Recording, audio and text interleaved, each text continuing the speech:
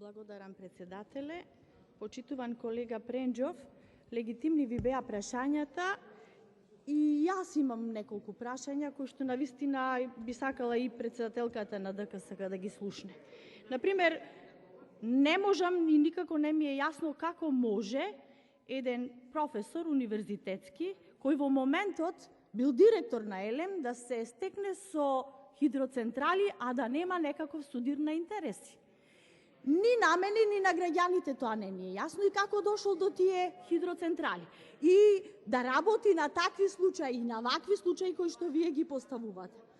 Очигледно и повеќе од јасно е дека владата предводена од Социјалдемократскиот сојуз и парламентарното мнозинство овдека силно работи и се борат за сузбивање на корупцијата и криминалот.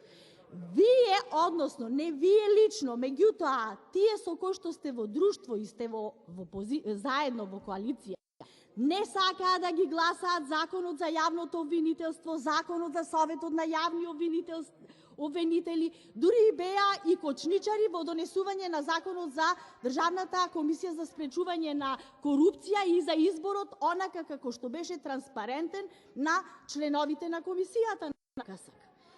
Она што исто така е важно, денес ние зборуваме за прв пат во парламентов за национална стратегија за борба против корупцијата и нормално злоупотребата на службената должност. Никогаш ова прашање никој не го ние го отвараме и разгледуваме и дискутираме. Значи јасно е тоа дека ние треба заедно, позиција и опозиција, да се бориме ова што е во стратегијата и во акциониот план на стратегијата да се спроведува и да бидиме надзор на тоа како институциите постапуваат според тоа што е дадено тука.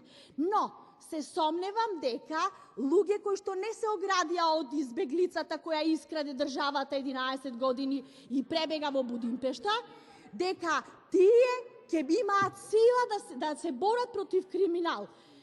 Сега устите ви се болни за тоа дека ќе се бориме против корупција и криминал. Но зошто не се боревте против корупцијата која е нотирана за Скопје 2014, за здравство, паралелен увоз со кој што го труевте народот, не труевте нас граѓаните во здравството со некои лекарства и лекови кои што не се знаеше потеклото од каде е. Ги научивте луѓето дека треба да се плашат од вакцинирање. Значи, малите деца беше празник да ги носиме на вакцинирање. Луѓето се чудеа заради тоа што имаше тогаш на вистина многу коруптивни работи во здравството.